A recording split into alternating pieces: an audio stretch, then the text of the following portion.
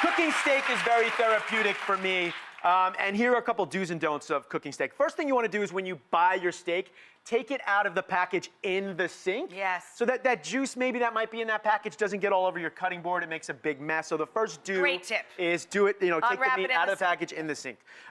Second tip is that you sort of want your meat then to come to like a room temperature. room temperature. You don't want it to come straight from the fridge before you cook it, right? Right, So it'll you seize do want it to sort of be almost room temperature. You also do want your pan, this is a beautiful cast iron pan, that you want to be very hot. So you want a meat that's not super cold and a pan that's going to be hot. You also do want to make sure that your meat is dry. The drier it is, the better that it's gonna sear when we put that in the pan. And then this is one of my favorite do's.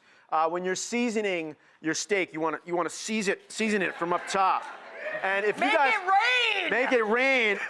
The other reason why you do want to make sure that you season from up high, besides the fact that it's incredibly cool and it gives you a lot of swag, is that the salt and the pepper gets on all parts of the meat. And so it's not just on one part of the meat. This is key right here. It looks like it's really, really hot, and it is, but you want that when you're searing a piece of meat. So I'm gonna take my meat that's now been sort of come to room temperature, it's been dried, and I'm gonna put it in the pan.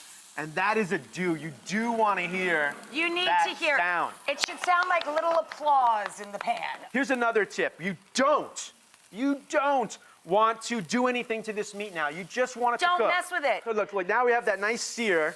Nice. We cooked it a few minutes there, then we flip it. Now listen, if you're cooking a larger cut of meat like a ribeye, which is one of my favorite cuts. A ribeye is my favorite. When you flip it, then you want to put it in the oven. And I have a ribeye over there in the oven. You want to grab it? Yeah, I'll grab it. I don't think I've ever grabbed anything out of the oven, so your oven over here. Okay, look at that. Okay. Oh, beautiful. It smells amazing. Also, this is really heavy, Rachel. This is a heavy pan. I'm glad I did some, I worked out a little bit, and this is amazing. Oh, look at that. You see all of these awesome juices. Yes. I love applause. It's a thing of beauty. First thing I'm gonna do is I'm gonna smash some garlic over here. And just side of the knife, just sort of gets some of that garlic smashed so it'll add some flavor to the pan. Yeah. And then what I'm gonna do is garlic, butter, and herbs. Just some whole rosemary. Classic preparation. And I'm gonna throw it in, it's gonna spit a little bit, so that's fine. Just kind of toss that in there. So you do wanna make sure that you baste your meat, because this is what they're doing in the fancy steakhouse. And that's what they're doing at all of the best steakhouses. That's why your steak never tastes the same. You're not butter basting it, baby. All right, so now, I also want, when you sear this really hot, you want to put it in an oven that's not super hot. You want it to cook nice and slow. No, you don't want your oven like 500 degrees. Right, so like just a moderate heat. 300 degrees is really fine, right? And this is how we're going to get a nice temperature. Now, you see what I'm doing. Look at that. Oh! And I mean, look at this right here. Unbelievable. All right, so now here's the key. We've basted this on both sides. What I'm gonna do now is I wanna take it out of the oven, and we have one over here that's come out of the oven, right?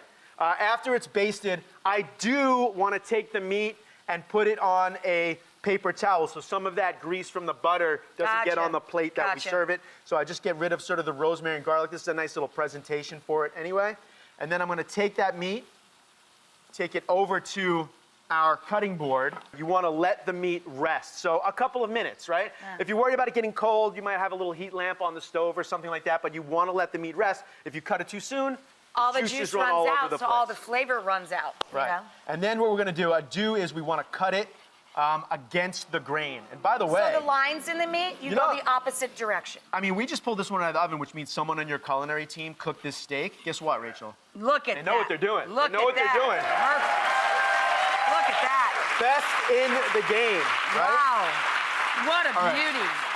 This is my last tip. This is what happens in the restaurant. So when it's done, now listen, we season the outside of the meat, but we have not seasoned the inside of the meat. So we have this finishing salt, just a little bit of salt on the slice of meat.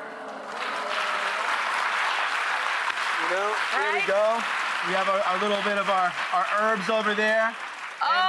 That is the do's and don'ts of steak cookery.